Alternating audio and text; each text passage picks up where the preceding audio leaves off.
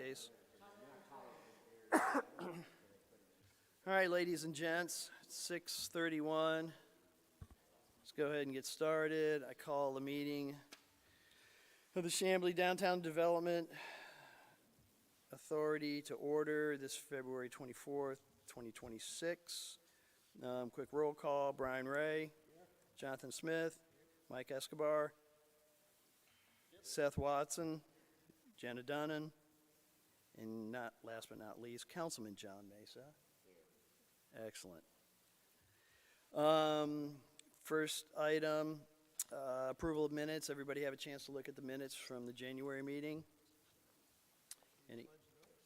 Oh, thank you. Appreciate that. I pledge allegiance to the flag of the United States of America and to the republic for which it stands, one nation, under God, indivisible, and with liberty and justice for all. Go USA Hockey. Yeah, I'll tell you, it's funny. I'm sorry I missed that because even when I was watching Olympics and they played the anthem at home, I still stood up. All right, now back to the minutes. Everybody have a chance to read them? Any discussion on that? Get a motion to approve the minutes from January? Motion to approve the minutes from January? Second. All those in favor? And that is unanimous. Chair's report. The things I was going to talk about are actually on the agenda, so we will get to those momentarily. The only other extra thing I have to add is we will be voting for officers next month. So I will be chatting with all of you guys because we just, our officers are only for 1 year. And so everything's up for renewal. So I'll be touching base with you guys to find out your thoughts and see if you're interested in any of the positions that we have. So that'll be for next month. But again, like I said, I'm going to reach out to you and see what your thoughts are so we can take care of that quickly next month. Next on the agenda, financial report. Jonathan? Thank you. So yeah, I don't know if you guys had a chance to look at our end of January statement, but to update that through, I guess, yesterday, or maybe today, we have about 66,000 in our operating account, about 10 in our debt service account. We are going to transfer some money over. Actually, I believe it has already been transferred over to our debt service account, which is approximately $30,000 a month with our new Pierce loan on top of our original kind of loan number one. We've started to receive our $50,000 installments from our city loan. And then we had some good news on the Lumen front.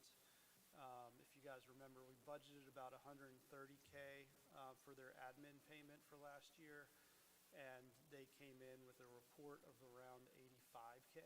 And so our legal counsel has taken a look at that report and determined that it is about $100K short. So we're actually should be getting about $185, $190 based on their calculations, which will obviously be helpful for our cash flow purposes.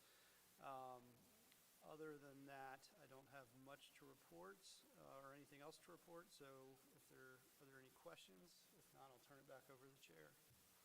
The only question I have is, since we've had a couple swings on that, from what did you say, from 120 to 50 back to, or 80 back to 180? 130 to 85. Yeah. Is it do they push back on the new adjustment, or are they kind of like, yeah? So I think, as you guys may recall, that property is transferred hands, and so this new owner has assumed the MOU and potentially didn't really understand it. And then there were also some issues with the tax assessor's office, I believe. And so it was kind of a combination of errors that Safarth caught and are making right. It's weird. I thought it was some of the same principles were involved in both groups, so it's weird that they Perhaps didn't. they weren't paying attention. Yeah. It's kind of strange, but But overall, not all the I same think- principles, some of them, I think. Right. So, Very good. Thank you, Jonathan. On to old business. First thing up is the Chamblee-Dunwoody Roundabout project. Ashley, did you want to talk about this at all, or? Yeah, I can kind of give some background information. So if you all remember, in August 2025, we had this on the agenda. That's why it's under old business this time. We did have Matt Dunnigan, who is the city's engineer with Kimley Horn, come kind of present on the project. This is a project that the city's undertaking, Chamblee-Dunwoody Road, to install 2 roundabouts. And how this pertains to the DDA is that the city is requesting an easement from the DDA's property at 5442 Peachtree Road. That is, I do have the number in front of me, and you also have the right-of-way plans in front of you as well. And that is about, it was about 8,900 square feet, but that exact number is on there. But that is essentially what the city is requesting from the DDA. So on your map that you see, the blue easements are temporary, so those are essentially just for the construction part, and you'll see kind of across the street there is a tiny blue small temporary easement on the Bexley property, so that's why that is related to the DDA again. And then the red portion is the 8,900 square feet that is being requested by the city. Yeah, and I think that one little blue spot across the street, was that an ADA? Was that a ramp? I think it was. Yeah, so I guess, the city kind of wants to get going on this because they ran into some issues with utilities and our friends at Georgia Power, I think. But that has been remedied, so they want to move forward with this.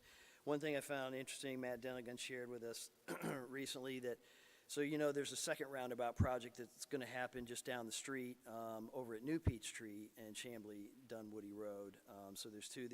We're looking at the American Way map, but the other one is over there. And what they decided to do is to combine both projects, just since they're going to have resources in place at the same time, and they're going to try and do them both at the same time, which would also cut down on the time, the scope of the project, the construction, which is going to be approximately a year instead of 18 months. And they're going to close down the street between New Peachtree and then just a little bit past this map on the going kind of, I guess, to the northwest, up Chamblee-Dunwoody. So they're gonna make some provisions. I think there were some concerns about how buses were gonna travel and take the kids home and stuff like that. So they're working on that, but the idea that they're gonna combine the projects at the same time is I think is pretty good. And those intersections are just a mess, and it's really gonna help improve the safety and the traffic flow there, I think. One thing, I found the number, so it is 8,667 square feet. One thing to note too with this is that the DDA will need to address their lease with Wheels Up before executing any easement. Dan reviewed those leases, and based on the legal wording in there, that the DDA would need to work out an amendment with them first. I didn't get an exact number, but it's estimated to be about 12 to 15 spots that surface area would be removing. So that's something that would need to be worked out with Wheels Up. The Wheels Up lease ends October 13th, 2026, but the city is hoping to start construction as soon as possible, as Matt mentioned, because of Georgia Power moving forward with things. So we're hoping to start construction in June. Any thoughts on why this is an easement conveyance versus a fee conveyance? Why wouldn't we just outright convey the property to the city versus giving them a permanent easement? You guys know the answer to that?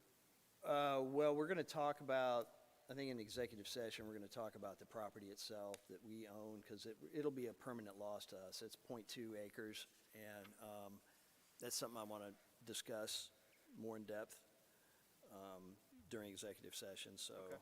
I think we can address some of that then. Any questions on the roundabouts? One follow-up question. Back when we were talking about this previously, Matt Dunnigan had mentioned doing a layout of the remainder of the property to evaluate the number of spaces that would be lost versus what would we be able to provide after the property was reconfigured? Do you know if they have looked at that? I know it's still an option that the city would be willing to consider, so I believe you're talking about if the DDA demolishes that building and restriping the spots No, over there? no, just even without the demolition of the building, how much parking could we get on the property? So Oh, to like look at realigning. how many parking spaces we're actually going to lose. I mean, it's possible that we might not lose, by the time the parking's reconfigured, we might not lose at all of the spaces. We might be able to get some back. But again, Matt had mentioned being willing to look at that, so that might be helpful. It's a good thought. I know he mentioned that the parking spaces that would be lost would be along the frontage, but the ones that are kind of in the middle behind there would still be okay. But if there was some talk about kind of restriping that area so that we could maybe regain some. Last time I spoke with him, Ashley and I spoke with him last week, and he had said that right now the calculation looks to be the loss of 12 spaces. So at $50 a space, $600 a year. But again, at Dan McCrae's request, he said we need to talk to Wheels Up first about amending the lease before we move forward with any kind of transfer of property or sale of property. The lease with Wheels Up, does it designate which spaces, or does it only designate a quantity of spaces? It's a quantity of spaces within an area, basically, Okay. not specific spaces Okay. on the property, yeah. And that's where the question would be is would we still be able to provide that number of spaces within that area? I'll find out from Matt Dunnigan if he has done that. He might have. I don't have it, but I'll double check with him. Okay, thank you. He did make a comment to us, though, that, and you guys drive by that intersection probably quite a bit, that most of the time there are plenty of empty spaces in the middle of the day, that it's not even being fully utilized now. So it might be an easier pill for them to swallow in terms of loss of spaces. But in any case, we're charging them for it, and we need to we'll have to amend the lease.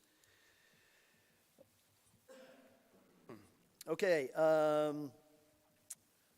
part 2 of old business, the property updates, 5546 and 5554 Peachtree Road, which are the Pierce properties. Yes, so this is just a quick update following up from last month. So our staff has been working on evaluating the sites. The properties are now locked and the gate on the commercial site is closed. For utilities, power and water have been confirmed to be disconnected and the meters have removed. And then staff is also securing quotes to haul off the trailer. So our staff is going to be getting more quotes, but the first quote that they got back today, actually, it was for $800. So we'll see if any other prices come back. I will say, Dan, our facilities person, has been talking to me about that part specifically. He says the companies that he's worked with will give really fair quotes. So, of course, there was some concern about security over there. I went over there with Chamblee Police a few weeks ago. We walked around, and the Pierce house itself is all secure. All the windows are locked, as are the doors. There is a garage that's in the back that has, I don't believe it has a door on it, so it can't be closed, but in some ways that's better because then you can observe it from the street if there's anybody in there. The camper that's in the back of the industrial part of the property on the right side is our primary concern right now, because even though that property has got a fence around it, there is just concern that if somehow somebody could breach that and crash in that camper, so we'd like to remove that from the property because we're not sure how much longer it's going to be before the city center project gets going. So in the meantime, we want to try to clean it up and make it as safe and secure as possible. So, and one more thing about the Pierce property, we just got this, which is our our NFA letter, no further action from the Department Environmental Protection Division, thank you, EPD, if I can get that out. So, no further action, so we're very happy to get that. All right, new business. Okay, so, the Fifth Amendment to the PSA. There was, as you know, this has been a lot of back and forth with this, and we had Ashley and I and some of the principals of Greystar and Vantage met a couple of weeks ago here at the City Hall, and I sent you guys an email, kind of a follow-up, but just say it was a good meeting, but one of the things that came out of that was a sense that the attorneys from both sides needed to get together to hammer out the language that seemed to be, I think the phrase that kept coming up was the attorneys were possibly talking past each other, and that the bond language, the bond lease agreement language, and the PSA were not in alignment, yet in spirit, the concepts were the same, but there was some concern that they weren't. So the attorneys got together last Friday, and Dan reports to me that it was very successful. They took care of just about everything, including the environmental concerns we had. They worked that out, and everybody was happy about that. So that was definitely one of the sticking points. There are still a couple issues, transferring of equity and materiality thresholds that they're working on, but the hopes is that that will be taken care of very quickly, like within the next week or two. So looking at the amendment, the first thing in the bond approval period, well, it was kind of obvious because of, I don't know that we've hit a date yet on the timeline, but again, those dates were kind of arbitrary. They were as guideposts, but as complicated as things have been, we have to make adjustments. So they requested that the bond approval period be extended to April 30th. My hopes is that if we get the bond language done here in the next week or so, perhaps we can have a special meeting way before then to finally approve the bond lease agreement and get that sent off to the judge. So that was that part of the amendment. Number two, the LDP issuance deadline, that was an error, I believe, or a typo, so they fixed that. The FAA approval, that had to do with a concern about getting a letter from the FAA making sure that the project was safe to be built and that it didn't interfere with the airspace because of height restrictions and whatnot. Initially, Greystar had assigned that to the site approval, or they had assigned that to, not the site approval, but the LDP. So now that, which is, yeah. That's incorrect. That's correct. That's right. The city, it's a request but not a requirement, so they still will probably need to get an FAA approval letter to appease their lenders, but it is not a requirement for us. We really don't have any issues. The concern was, I think, there was a building down in the bottom corner of the property, which even at the highest level was 6 stories, it's going to even be below the City Hall right now, and Manipro even. So, and those are all on the approach cone and the takeoff cone. So we don't think that's going to be a problem from them, but we wanted to go ahead and get that out of the language so we could still work forward on getting the LDP, which we think, if we approve this tonight, then they can start working on that. Greystar can.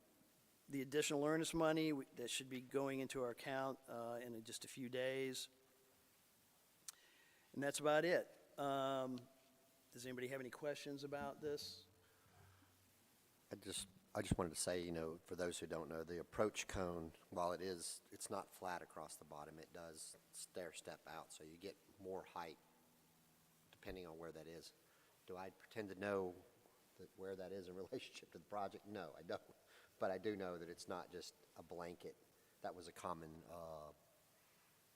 myth that ran around the city for a long time, like you can't build anything higher than X, and that's not true. So, but anyway, we don't anticipate any problems from things, or at least I don't anticipate from what my knowledge and my kind of looking into this, but I have no authority to make that decision or call, but go ahead. I was just going to mention, my understanding is that their maximum height is still lower than City Hall's height and lower than the Manipro building. Is that accurate? Yes. So we're pretty confident we're going to get that FAA Yeah. letter. Do we have an expectation on the timeline? I know there's a deadline in here of June 30th, but have they let us know when they expect to get it? They haven't.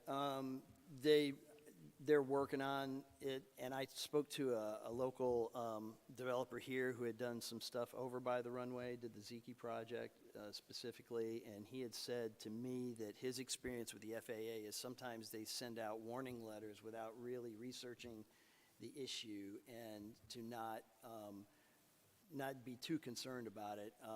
He feels that it shouldn't be any problem with Greystar getting an approval letter, and that he said also the process with the FAA is kind of slow, like months, but he said if you get a consultant, which Greystar probably is doing, he said they know how to shepherd through the process a lot faster, and, you know, they want to get this approved too. So they haven't given us enough, we haven't asked them, I haven't specifically asked them about the timeline, but I know they're working on it. And just another point of clarity, it's not height, it's altitude.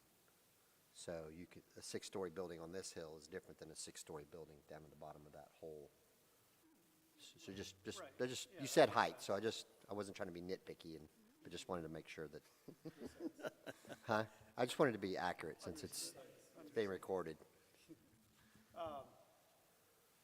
If possible, I'd love to get regular updates on the status of this, just because I know how things can get watered down in bureaucracy and administrative stuff.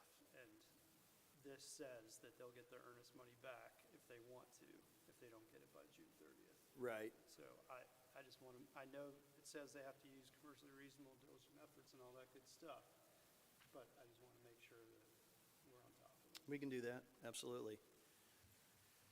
Any other questions about the You said we amendment? resolved the environmental issue that we talked Yes. about last meeting, so where do Yeah. we land on that exactly? They're gonna take on liability? or- Yeah, Okay. we had multiple meetings with the GeoHydro. We had a meeting with the lawyer that worked for them, and then we also talked with the engineer, and both gave us valuable information that put Dan at ease and our concerns about our liability in terms of, so the Pierce properties do have brownfield status, and when we convey that over to Greystar, they will also, the brownfield status travels with the land, so they will be protected as well. So that was one of the points that came up that we were very pleased about. And then the fact that the engineer said this was a very low risk, the Pierce property, once we removed the tanks and did a little bit of soil remediation, he said it was very low-risk property. And then the rest of the properties, I believe Greystar has brownfield status for the other properties as well, so everybody's covered. So we're very happy about that. Any other questions about the amendment, the Fifth Amendment? So this is an action item, yes? Yes. So I'll need a motion to approve the Fifth Amendment. Mr. Chair, I'd Agreement. like to make a motion to approve the Fifth Amendment to the purchase and sale agreement with Greystar Development East LLC. Second? Second? All those in favor? And that is unanimous. Yay. I know Greystar. Progress. Yep, progress. Greystar will be very pleased.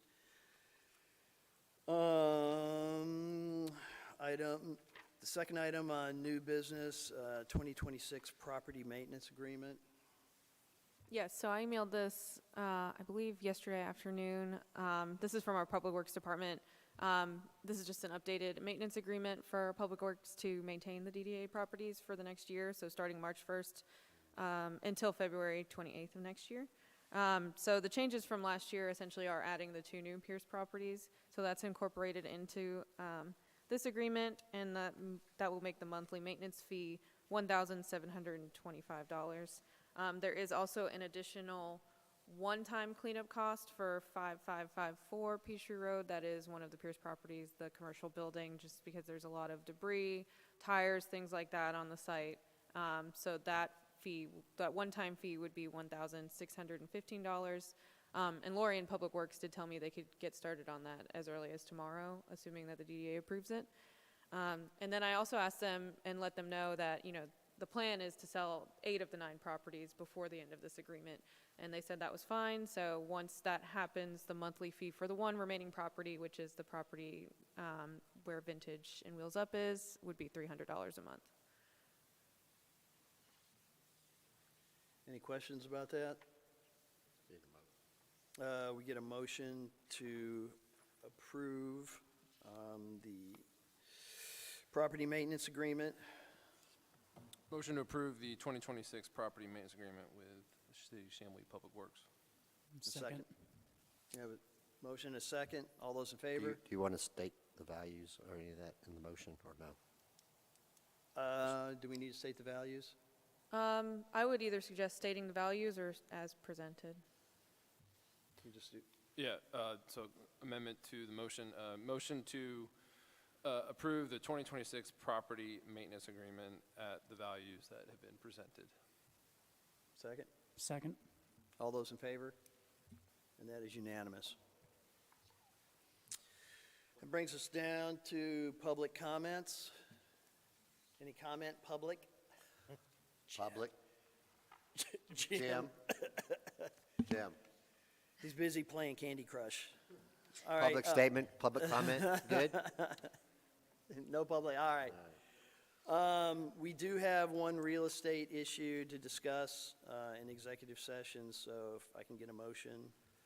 Mr. Chair, I'd like to make a motion to enter into executive session. In a second? All those in favor? All right. We will be back shortly.